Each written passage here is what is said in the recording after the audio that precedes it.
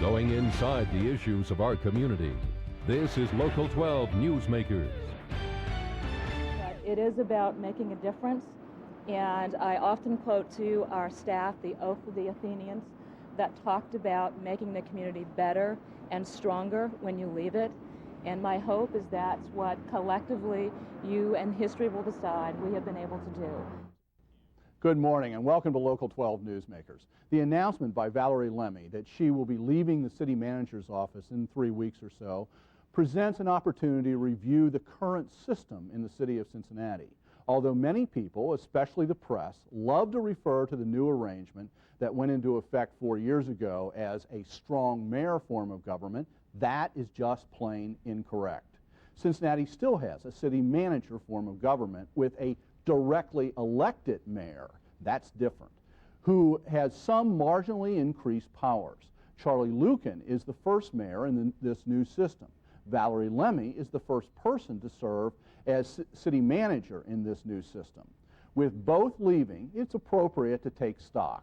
To discuss the status of the experiment of the past 4 years, I am joined this morning by Bobbie Sterne, longtime member of City Council, former mayor, and stalwart of the Charter Committee, the historic ground of support for the city manager form of government, and Steve Driehaus, a Democrat, a resident of the city of Cincinnati, and a member of the House of Representatives in Ohio. For both of you, welcome back to Newsmakers. And Bobbie, it's great to see you again. It's really wonderful. Let's begin just with a very broad question. How would you evaluate this new system that we've had for now 4 years? Bobbie? I don't think it has worked as well as we hoped. The last system, top vote-getter for mayor, had turned out to be such a disaster that this was perhaps put together too hastily.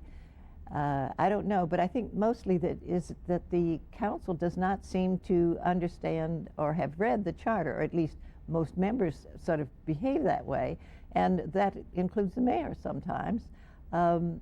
I don't, just this morning I read that the mayor sets policy. That didn't change in the charter. The council still sets policy. So there's a lot that would be run more smoothly if they really read it and acted on the charter, because nothing so far as that charter changed the city manager's responsibilities. The manager is still the executive and administrative head of the city, and to see how council has treated this manager is really a disgrace.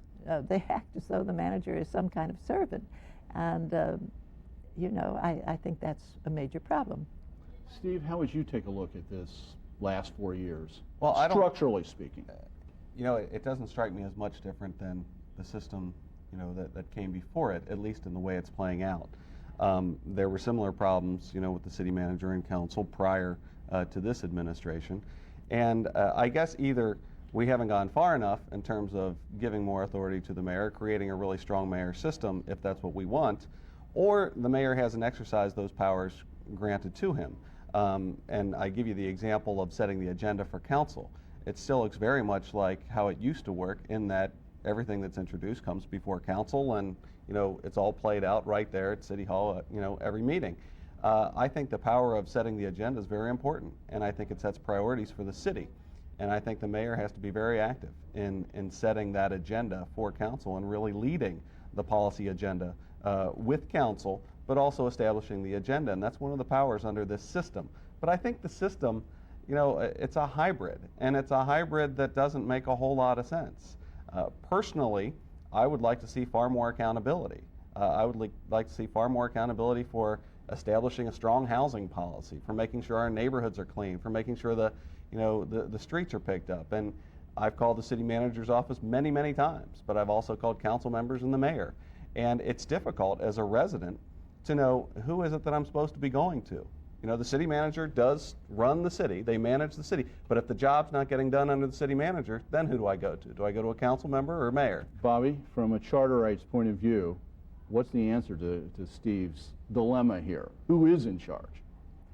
Council's really in charge, and the mayor has the obligation to be the leader of the city and to articulate the policy that's set. And this system really is designed, if you study it, so that the mayor has some power over the council, not additional powers over the manager. Right, None. and that, I want to be absolutely clear, I've said this many times, the increased powers that the mayor received didn't come out of the manager's job description, they came out of city council's job description.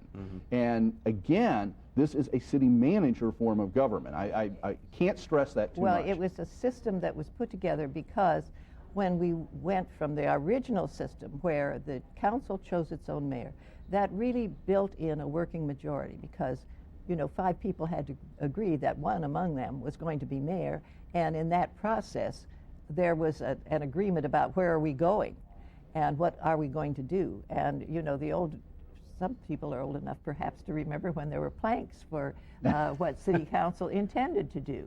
And actually we did those. We were very proud of ourselves for following that.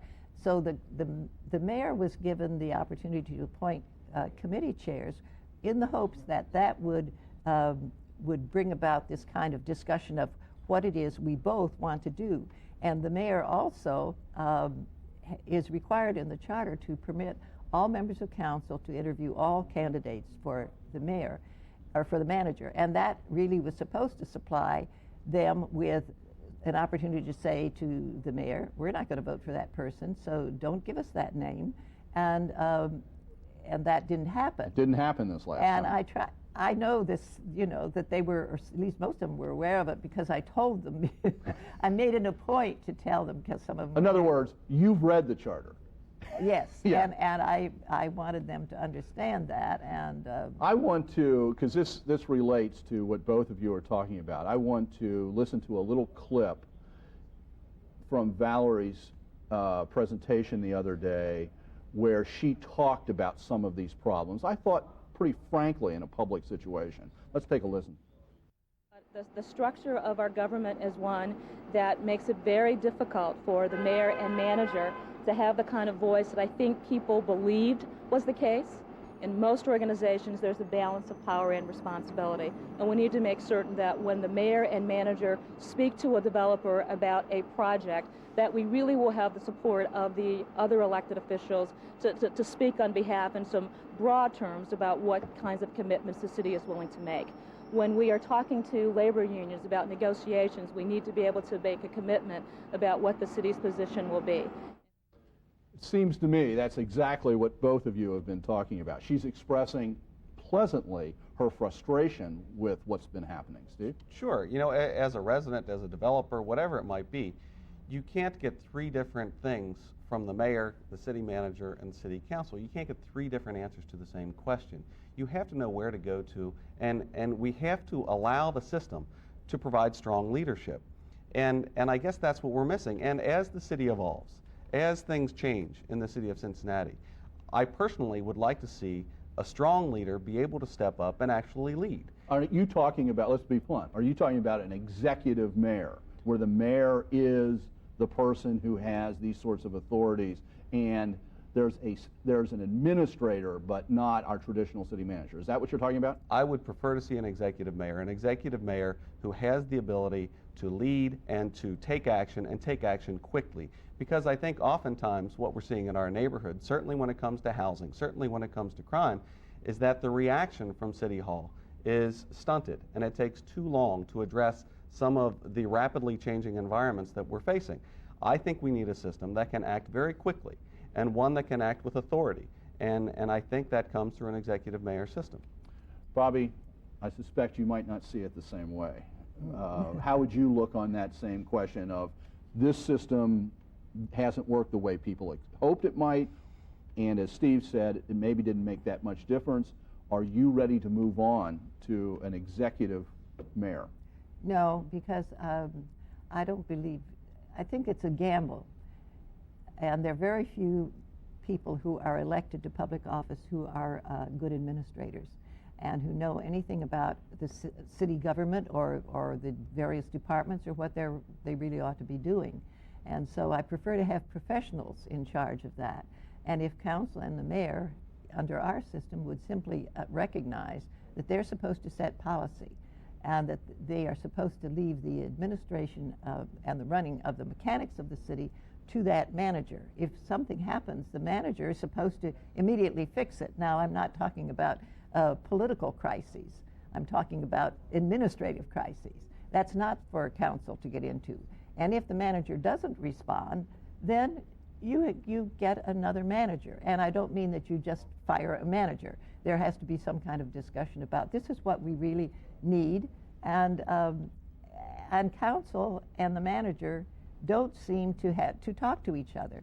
And in our system, the mayor has to form that majority within council to follow whatever policy. And actually, we had policies at one point. There were a whole series of black books that actually said what our policies were. I guess I don't see an executive mayor and solid public administration as being mutually exclusive.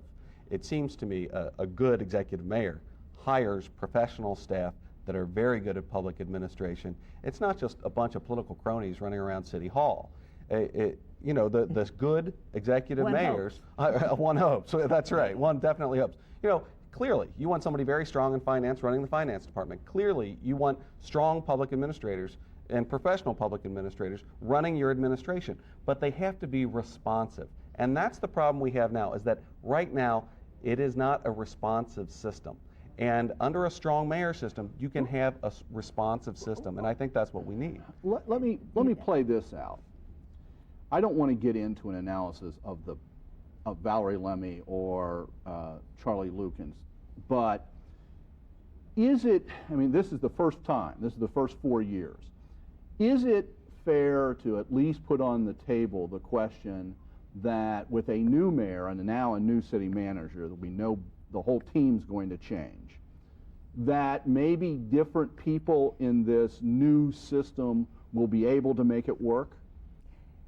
I think so, but only if council wants it to work, and if they know really what their obligations are, and if the mayor understands his or her role.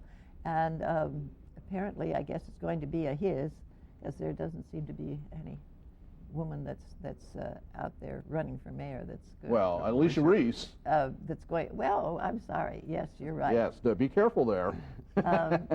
You're right, and it might very well be. Okay. And, you know, fine with me, women, I'm sure, can do this. But I think it has to be a joint kind of cooperation and a joint setting of policy. And I guess I disagree with Steve about how department heads are chosen. Right.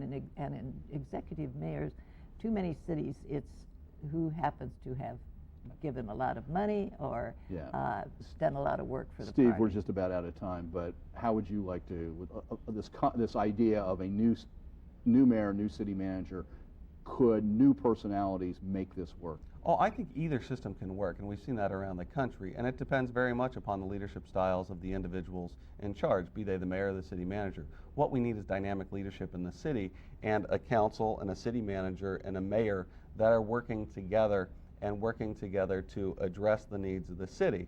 And I agree wholeheartedly that the three entities need to come together and present a unified message and a unified response to what's going on in the city. And that comes through leadership. And that leadership, whatever the system, has to come through the mayor's office. It seems to me. However it gets defined. I mean, that sort of leadership on that political level has to be. So this coming election, both the primary in September and the election in November, is absolutely critical, not only to this system, but to the city. It is critical, and I want to apologize for getting, I don't know, how could a woman forget a woman? Don't worry about it. One thing I think we might just come out, final comment, homework is all members of City Council go read the Charter. Is that fair? And the mayor. And the mayor. Read And the Charter. candidates. Thank you very much. And candidates. Stay tuned. With 2 terrorist actions in London in the last couple of weeks, the place of Muslims in Western societies is again front and center. After the break, a Cincinnatian who has just returned from a State Department-sponsored study trip to 3 Muslim strongholds.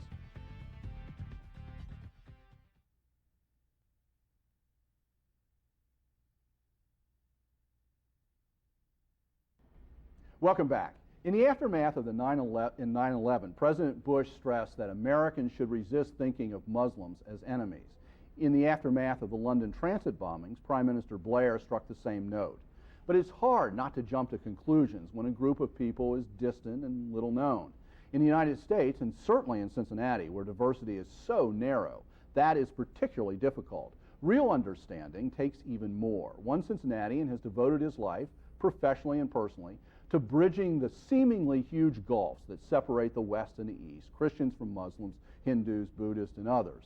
Just last month, Paul Knitter had the opportunity to travel to Pakistan, India, and Bangladesh.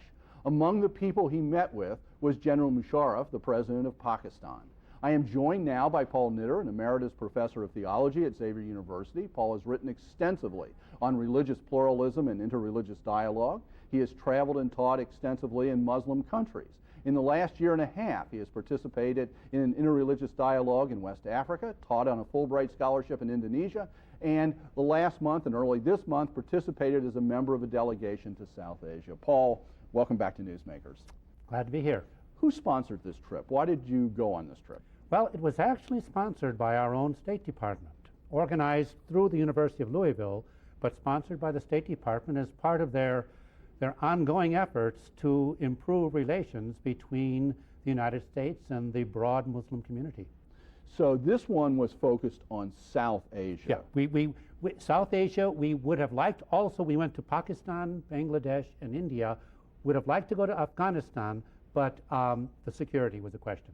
You know, one of the things when we think of India, it is the majority, huge majority, is Hindu, but it's still, there are significant areas that are heavily Muslim. Is that correct? Oh, well, not just areas. They're dispersed throughout the Indian subcontinent.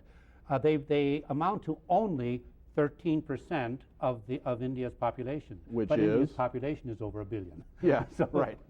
So it's still a lot of people. It's the second largest Muslim population in any one country in the world. Indonesia is first, India is second, Pakistan is third. Okay. So your focus, though, was with the Muslim communities in all of these places. We limited our visits, and that was visiting both Muslim scholars as well as Muslim activists in all three of these countries, including politicians when that was possible. When you say activist in what sense? Activists in the sense they're working on social workers, women's rights workers in that sense. What were you hearing? I mean, here's a group of Americans. What were you hearing from the people you were interacting with? What are the broad and big messages that came through to you? First of all, we encountered real warmth in being accepted. People were delighted that we came. We heard again and again they traveled this great distance to be with us. But once we got through the, not just formalities, I mean, there were genuine expressions of friendship, but once we got through those glad to have you here, everywhere came, in all three countries came questions, expressions of bewilderment, consternation, yes, anger at the policy of the American government, asking us, what are you doing? Why are you carrying on this effort against the Islamic world? And do they perceive it as, because President Bush wants to stress all the time that this is not an effort against the Muslim world, it is an effort against terrorism, and terrorism in specific places, in Iraq and Afghanistan. Do they make that distinction? Well, and we pointed that out to them, that President Bush has been very committed to making sure this was not seen as a war against Islam, but his words, in their view, don't always seem to match what they see to be the policy of the government, particularly beginning somewhat in Afghanistan, but again and again it was Iraq. They said, if you were after Saddam, why didn't you just go after the man? Why did you undertake a war against the people of Iraq who are Muslims? They see it basically. One of the things that came up again and again, Dan, in all three countries again, they said, why do you, whenever you talk about terrorists or extremists in your media, you always put the adjective Islamic? Why do you say Islamic terrorists? You're identifying Islam with terrorism, and therefore you're after terrorism, so you must be after Islam. That's how they perceive it.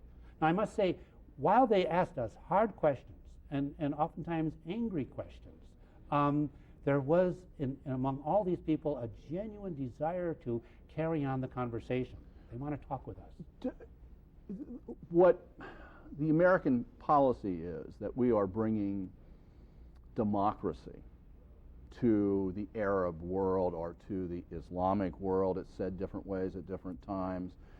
Is that something that seems attractive, interesting? They again and again stress that there is no now these were the scholars especially. There's no essential contradiction between Islam and democracy, but they said you cannot impose democracy by force. And many of them added, this we heard not everywhere but frequently, that they feel it's not democracy that we're trying to promote, but economic globalization controlled by the West. You know, in Pakistan, when you were in Pakistan, one of the real issues that's front and center again after the London bombings, and now we've had 2 attempts, is the whole role of the madrasas, the schools, Muslim schools. I want to be careful about how I even describe them. The madrasas. Yeah, they're religious schools. Religious yes. schools, and the role they play in terms of either being a seedbed for terrorism or maybe even actual training places. Did you talk? Did you see? Did you have any insight? We visited a madrasa. I mean, one okay. in Lahore. Okay. But we also spoke at length. We had a 2-hour conversation with President Musharraf, and we spoke. One of the pieces in that conversation dealt with the madrasas. And let me just try to summarize his response. And you can ask what you. I mean, I like to hear what you make of it. But he said, look.